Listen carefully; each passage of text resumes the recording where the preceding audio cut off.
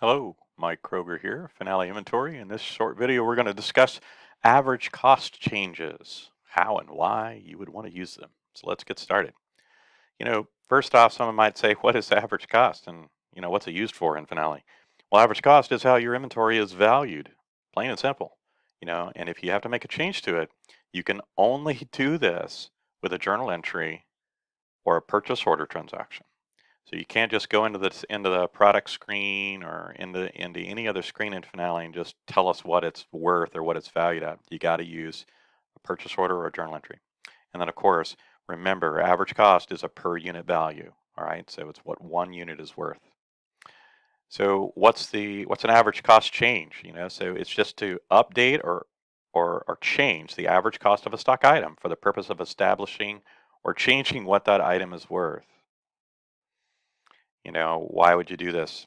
Of course, we said to establish how much it is worth. But when you bring in your beginning stock levels with a stock take or a stock change transaction, you do not tell us how much it's worth. So that's why you would use it to value that item. You also might use it to correct a previous stock item's valuation. So someone made a mistake, or maybe it needs to change for some reason back in history or back in time. And then you also may have situations where you need to establish a value for stock items that are in your inventory that have never ever been purchased with a purchase order.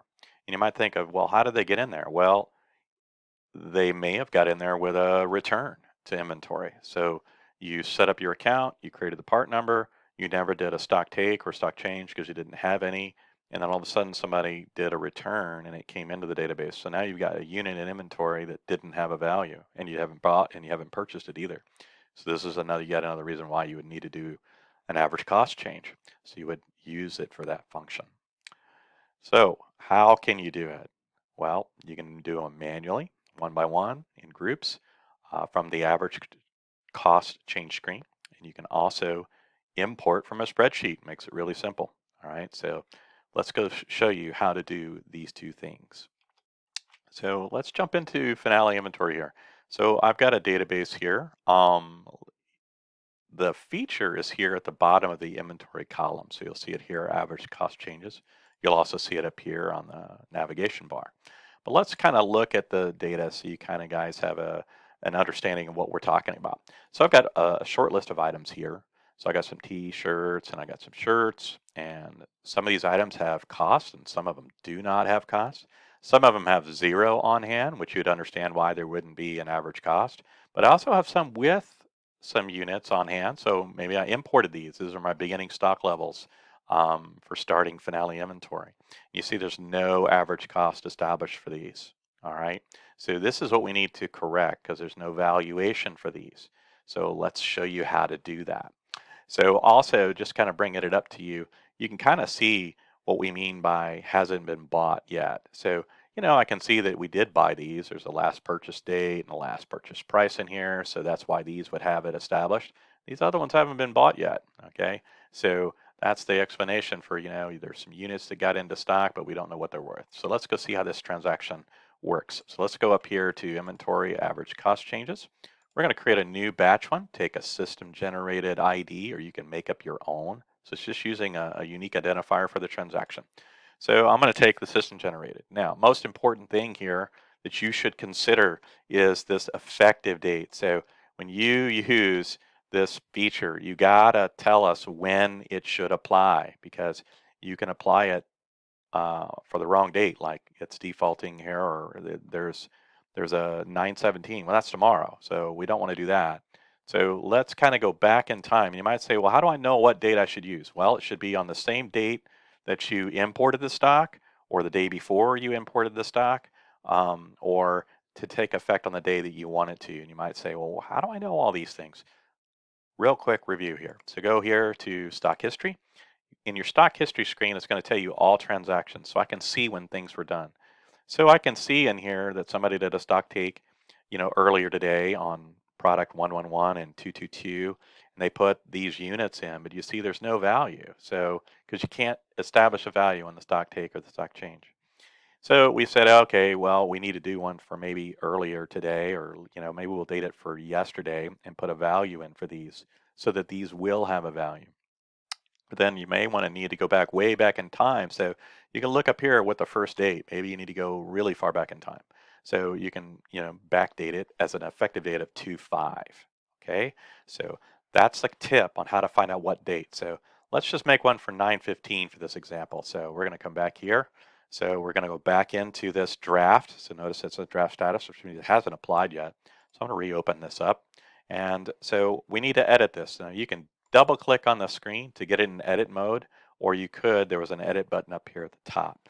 So I'm going to make sure that this date is for yesterday, okay? And then I'm going to establish this for that product that we had in stock. I think it was 2222. So if I go and I say, hey, look, I'm going to change this, notice that it tells me on that date it was 0. So I better put a value in. So this is my white polo shirt, so we'll give it $15.23.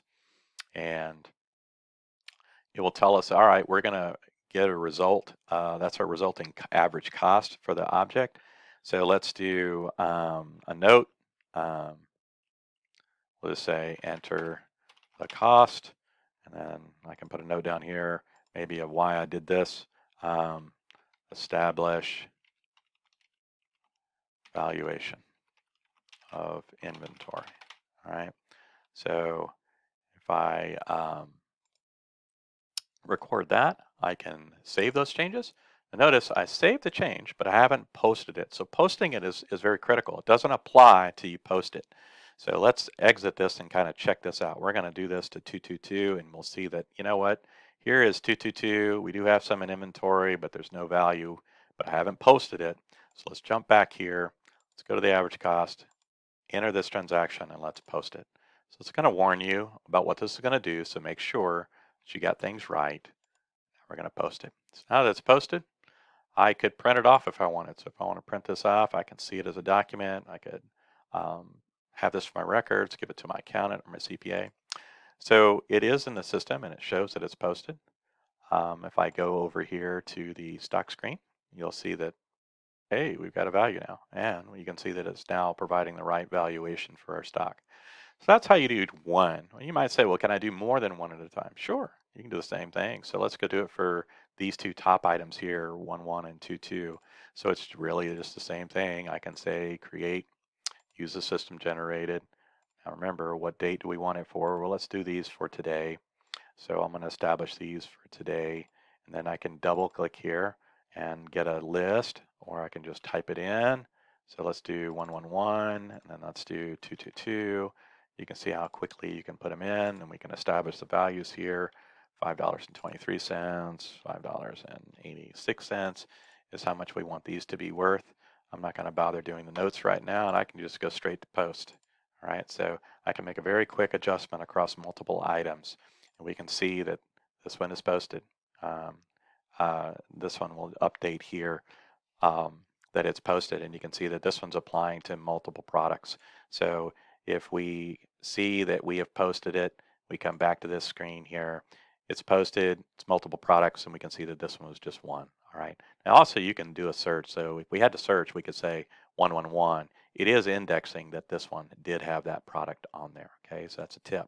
So how you can find these changes. Let's go look in here and see the results, and you can see that we've established the valuation here. Now you might say, okay, Mike, well, I got a whole lot to establish. I got a bunch of zeros in the database. How would I do that? Or maybe you're going to be bringing in stock. So how can you do it in bulk? Well, let's go show you how to do it from an import from a spreadsheet. So there's a link here, import average cost changes. So pay attention here. You've got a paste box here, and you can see the supported column titles here. So we need to establish a journal entry ID. So that's required. And then we need an effective date. And then we need to say what we expect the average cost to be and the product ID. All right, so these are going to be the required ones. So you make sure you use those column titles, but if not, our system is pretty easily manipulated. So let's go check out my sheet here. So as we establish, we know we're going to have to make a journal entry. So I may say this is my journal um, ID, and I may make this, my initials MJK, dash '01. So I can make this my my ID here, or my journal entry if I wanted. So as I copy this, I can bring this in. All right, now, so we got some data here on the screen, and if you were saying, okay, we're going to create some new products, so how would that happen? Of course, I'm going to show you this because these have to be in here. So I'm going to copy all of this data. So the other thing that we would need also is the effective date. So if I say effective date, and we're going to do this today, so we'll do 9/16/2020. All right, and let's take this date and copy this all the way down. All right, so now we have the data that we might need to import some new products, get them in the database, get the stock in the database, and establish the value. So this is going to take 3 imports, okay? So watch what we're going to do here. We're going to copy the data. We're going to come to Finale Inventory. Now we can't make uh, a journal entry adjustment for products that are not in the database, okay? So the first thing we would need to do is go to the product screen and import our new products. So I can import from a spreadsheet, right click, paste, okay? So notice that these are new products, so it's just going to create them. It's going to give us our product numbers, our descriptions, establish a t-shirt. Now cost is not a good column, so we can't establish the cost of them. Now we can store that cost in a field, but it doesn't really affect the value. I can't bring in quantity when I'm creating products, okay? And I'm not going to be using the sublocation of the journal entry of the effective date when I create products. So I can just ignore this. I'm just going to create the new products. We have the new products in inventory. So notice how we have some new shirts and stuff, all these right here. Of course, now we need to get the stock levels in. So if I looked at my stock levels on all these new shirts here, I need to get the stock levels in. So we're going to do that real quick. So we're just going to go to the stock take screen. I'm going to import. I'm going to do my next and do my paste here. Let's bring in, here's my part numbers.